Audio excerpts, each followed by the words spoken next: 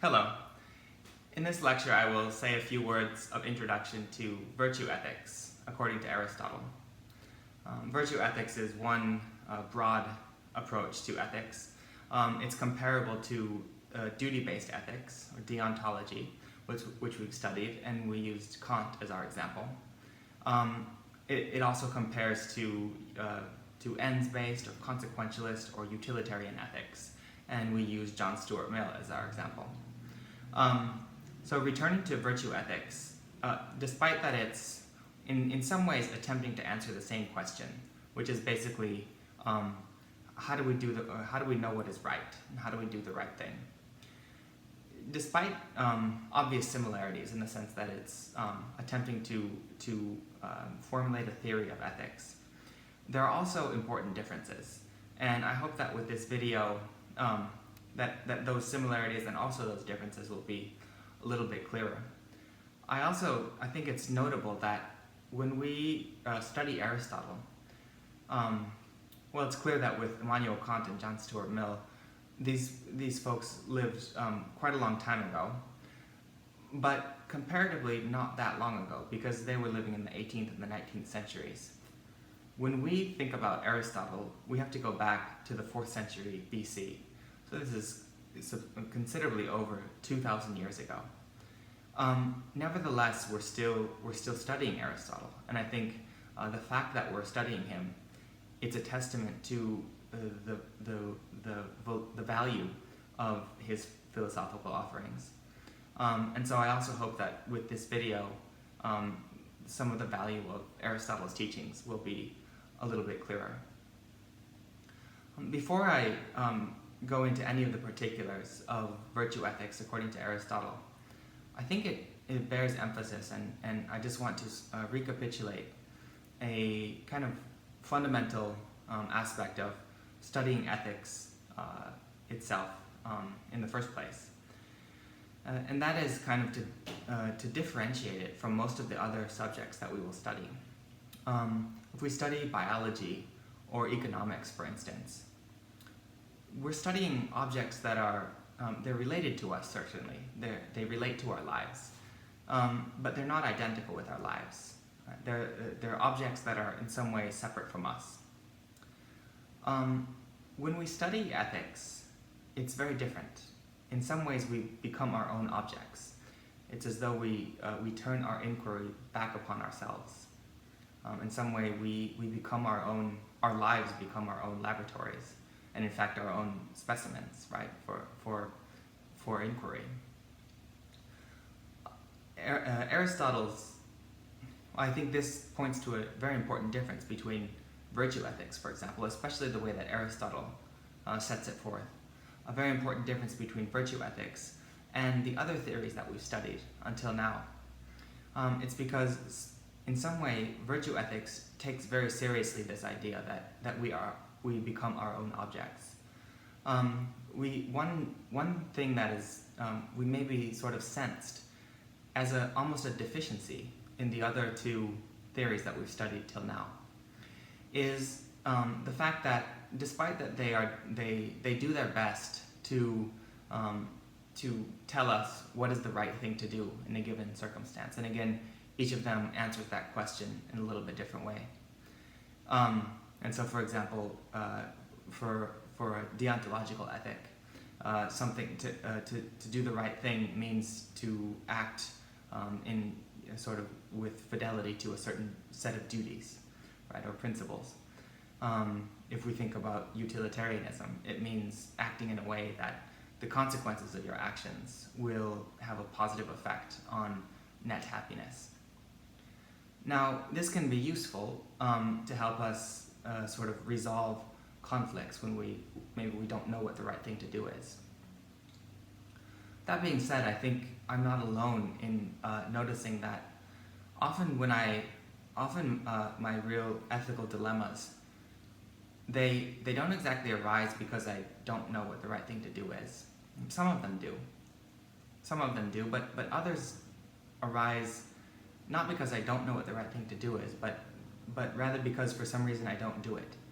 In other words, I know what the right thing to do is, but I fail to act on that knowledge. And I think it's kind of it's a conspicuous absence in utilitarian ethics and deontological ethics, that they don't really offer anything by way of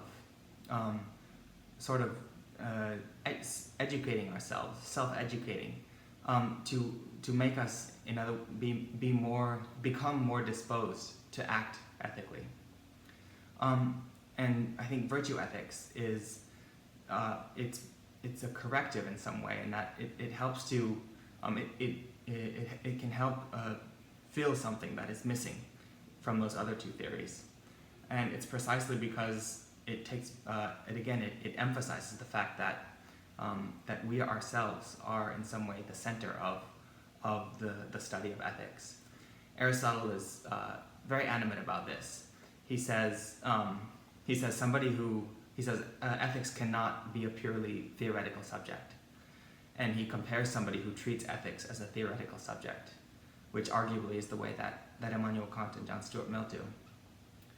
He says he compares somebody who treats ethics as a theoretical subject to somebody who goes to a doctor and solicits the doctor's advice, but then doesn't heed that advice. In other words, this person goes to a doctor, hears what the doctor has to say, but then totally disregards it.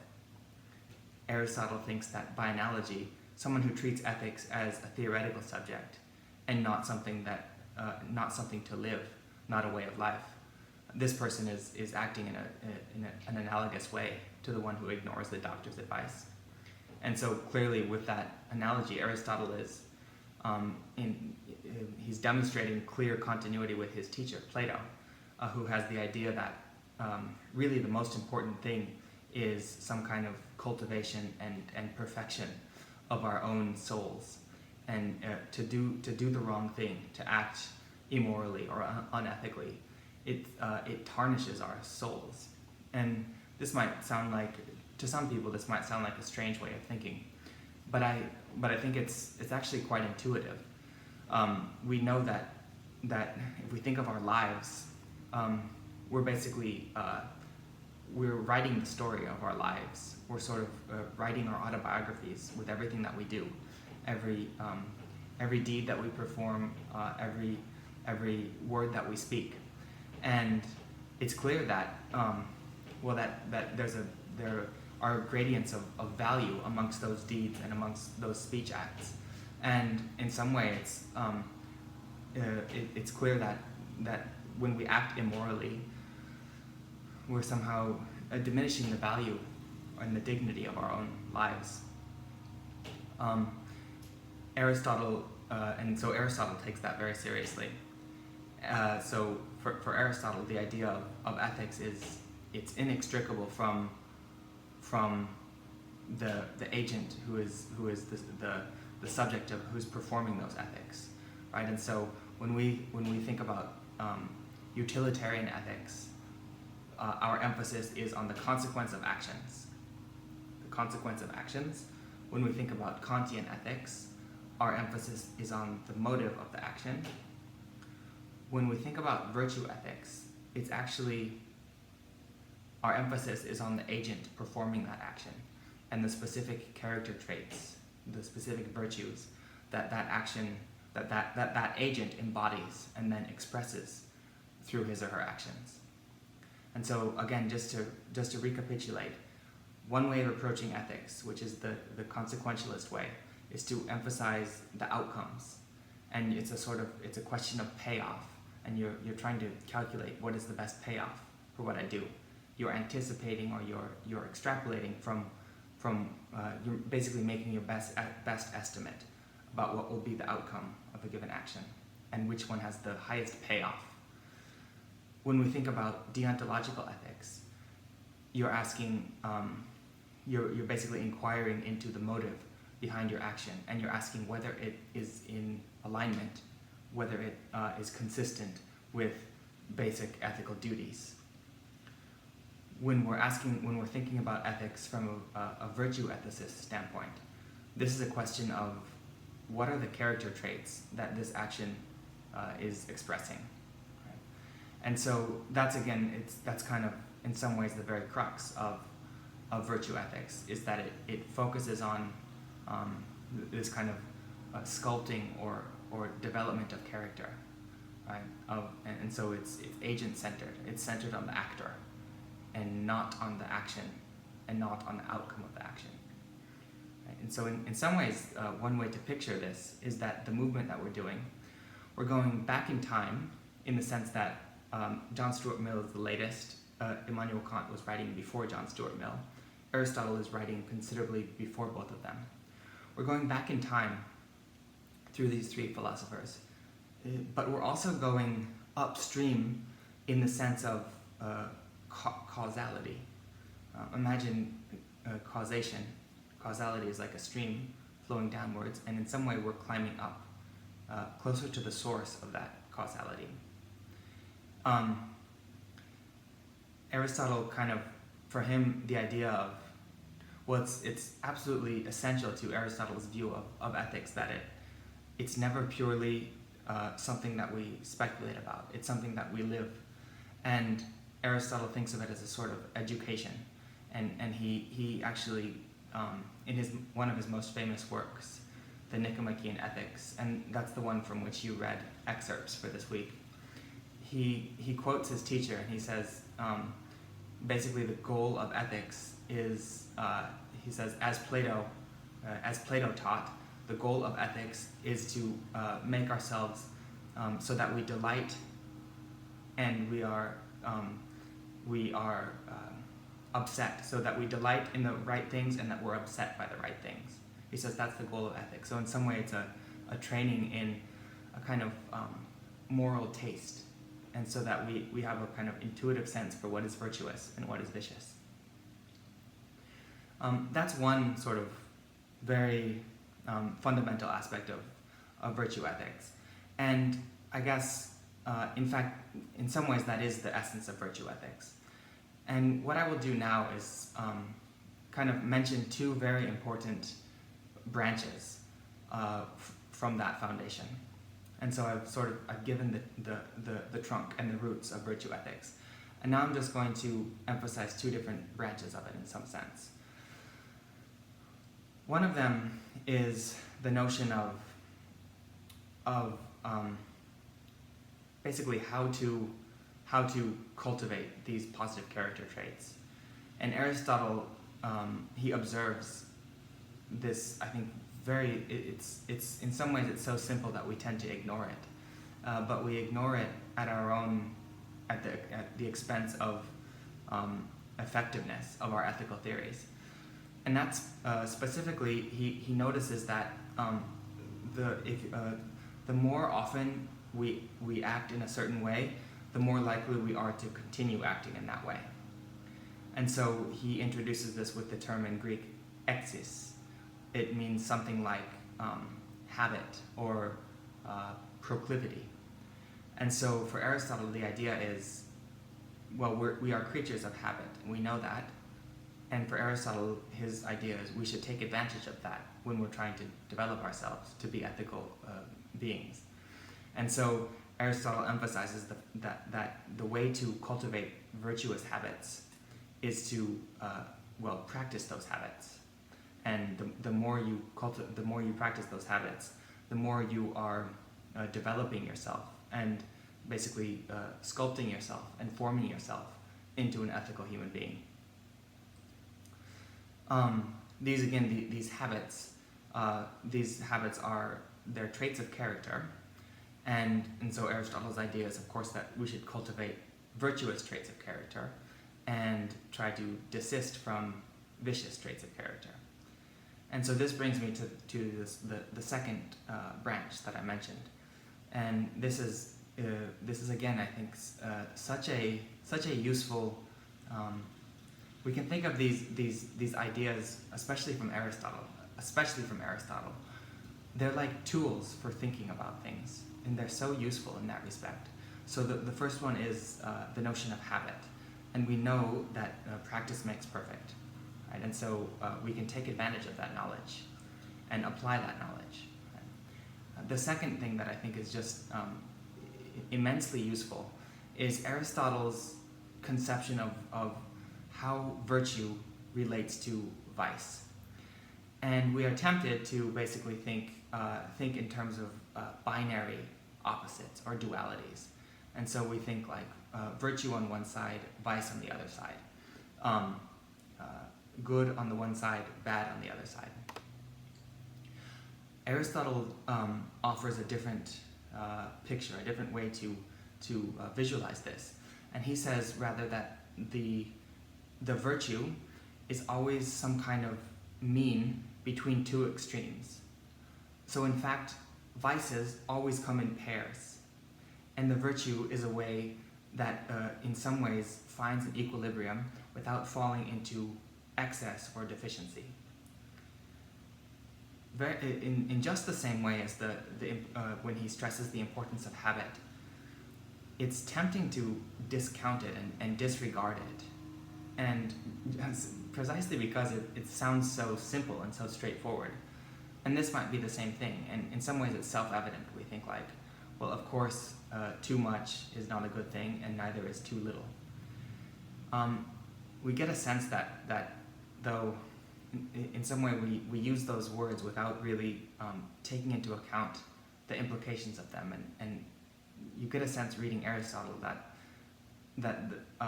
that words almost the experience of words, the experience of the meaning of words was almost more intensive, and so when we think of like too much being a bad thing and also too little, well, that's in some ways it's kind of implicit in those terms, right? Too much of anything is more than the proper amount. Too little of anything is less than the proper amount. But based on what might to us just seem like a kind of linguistic convention, Aristotle he recognizes a sort of a moral fact, which is that there are always two ways to go wrong and one way to go right. Now that's not to say he's a kind of fundamentalist, as though you could make some sort of blanket prescription and then everyone could follow it. He acknowledges that that finding that mean, it's rather to be thought of, balance is rather to be thought of as balancing. It's to be thought of as something active and responsive. Right? You can't just balance once and for all. You have to be continually recognizing and continually attentive, continually perceptive of the environment. And so virtue for Aristotle is basically being able to respond to the circumstances that confront you in the proper way. And those are always going to be different. And they're also different for different people. And he gives something of a proverbial example of an ancient Greek wrestler called Milo. And Aristotle says that 6 pounds of food for Milo is too little. So it's a vice of deficiency. And he says 6 pounds of food per day for a normal person. Again, Milo was an athlete, like a wrestler.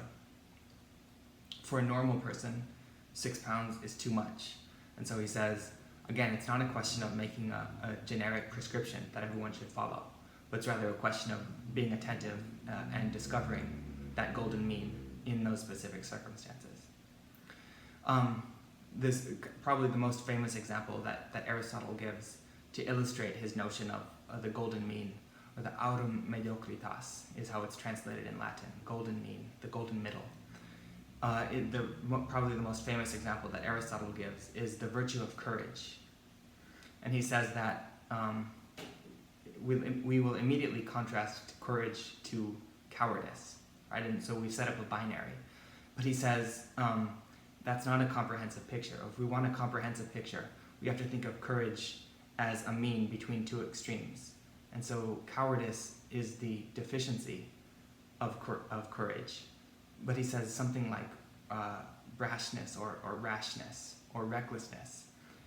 That's the excess of courage. And so to be virtuous, or the virtue itself is situated somewhere between those. And he notes that in many cases, the mean will actually, it's not as though you just average these two together.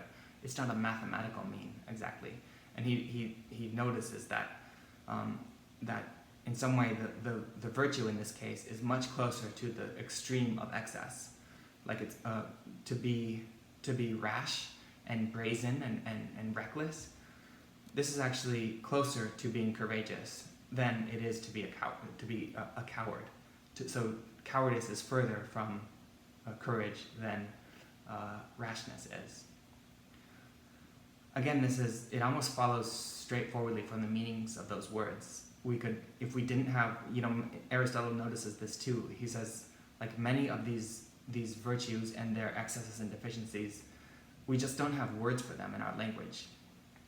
But in some way, because we have this tool that he gave us, it's a tool that we can really put to use in the same way that we're able to make use of the parable of the blind man and the elephant. And the tools, these kind of cognitive tools, they help us see things that otherwise we wouldn't be able to see. They give us insight into depth of situations that would otherwise escape us. They also give us insight into patterns of relation within a situation, and they enable us to see a coherence in a situation that might otherwise escape us. And so similarly, the fact that we have this tool from Aristotle, the golden mean, and so again, it's the notion that the virtue is never just opposed to a vice, it's rather a mean between two vices, between two ways of going wrong. And because we have that tool, so to speak, we don't actually need words for all of these virtues and vices anymore, because we can just say, we can take for example generosity. We often think of to be generous as a virtuous trait of character. So generosity is a virtue. But it's very clear that to be too generous is not a virtue anymore, and similarly to be too ungenerous is not a virtue. And so in some way we're trying to, and we have words for both of these things. I don't know if we have a word for being too generous. It's kind of like maybe, I don't know, senseless or something. But then you profligate, maybe. Profligate, generous, and then miserly, for example. But again, we don't need those words, and those are not exactly common words. We don't need those words to understand what's at stake and to begin to cultivate these virtuous traits of character. Well, to begin to identify them, which is a condition to then begin to cultivate them. And again, Aristotle is adamant that in the study of ethics, those two things should never be separated. In other words, the theoretical aspect should never be separated from the applied or the practical, the lived out aspect of something. And now, one important something important probably to observe is that, well, just like Aristotle's formulation of virtue ethics is certainly not the only one. A noticeable contemporary of Aristotle, who formulated a very similar, remarkably similar approach to ethics, certainly within the category of virtue ethics, was Confucius, living in roughly contemporaneously with Aristotle, but living, of course, in China. Aristotle was living in ancient Greece, somewhere in maybe modern day, probably modern day Greece, but it might have been he lived mostly in modern day Greece. But obviously there's vast difference of geographical difference between those two thinkers. But so again, this is just to emphasize that Aristotle's conception of virtue ethics is not the only one, but I do think it is among the best, among the clearest, and among the most effective too. But then we should also notice that in some way these virtues, they change through time and also geographically. And so the virtues that Confucius identified are not the same ones that Aristotle identified. Similarly, many of the virtues that we celebrate today are not the same ones that Aristotle would have celebrated. And it's also, virtues are in some ways contingent on our place in life, both biographically and also whatever role we're playing in our community. And so again, this is for Aristotle, we can never separate the study of ethics from the practice of ethics and from the cultivation of character. We can never separate the study of ethics from our social life, our political life. And so for Aristotle, part of what it means to be a human being is to be in community and in relation to other people. And so virtues are always questions of relationship. One thing to probably notice is that another way of, one example of a kind of shift or change in virtue that might be familiar to people is a shift from Aristotle's ethics to ethics as presented in, for example, the New Testament. And there's a famous letter of Paul to the church at Corinth, and he says he describes these virtues of faith, hope, and love. It's notable that none of those three virtues, which Paul kind of hails as the quintessential virtues, love being the quintessential virtue, and faith and hope being these kind of supporting virtues. None of those is present in Aristotle's catalog of virtues. And so this kind of underscores the fact that the virtues, they evolve through time, and they are also different in different places. And so I hope that what I've said is, again, with virtue ethics, it can in some way help us understand why Aristotle is still worth studying today, even thousands of years after he was writing. And I also hope that it can serve to illuminate, again, some of how virtue ethics, basically the approach of virtue ethics, the nature of that approach to thinking about ethics. And, part of one very effective way to understand a given approach is to compare and contrast it with other ones. And so I hope that what I've said today has helped us to, again, sort of see virtue ethics in the context of the other ethics that we've studied.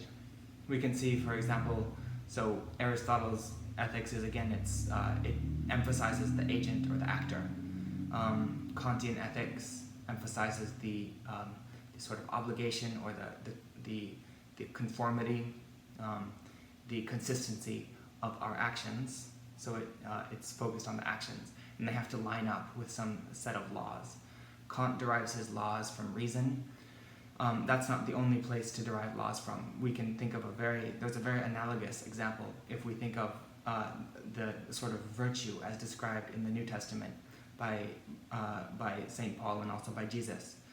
The idea is in some way that again, there are certain virtues, and in the New Testament, Jesus is set forth as some kind of paragon, and basically we can learn about the virtues by studying Jesus' life and Jesus' actions. If we compare that to something in the Torah, the Old Testament, this is much more similar. Well, this is clearly a deontological approach to ethics, and this kind of the very iconic example is the Ten Commandments. So if we think of the difference of following 10 commandments, the morality of our lives will be judged according to whether our lives are consistent with those 10 commandments. This is very similar to, it perfectly parallels Kant's view of ethics. If we think of rather the approach that's set forth in the New Testament, it's not the same anymore. It's rather presenting a sort of a paragon of virtue, and it's asking us, ethically speaking, to aspire towards through sort of emulation. Aristotle, he actually one way he defines the human being is one way he differentiates the human being from all other creatures. He says that the human being is the most mimetic, or the most imitative of all creatures, and that's kind of the engine for virtue ethics. We recognize virtuous people as role models, and then we aspire to become like them. Right? And so then just finally to emphasize though, when we're aspiring to become like someone, we are changing ourselves, we are educating ourselves, we are forming ourselves. And so again, this emphasizes the aspect of virtue ethics as an agent-centered approach to ethics. And so that's probably a good place to stop. I think that I've given a pretty comprehensive introduction to virtue ethics, and so I'll end the lecture now, and I look forward to discussing this, and then of course my best wishes until next time.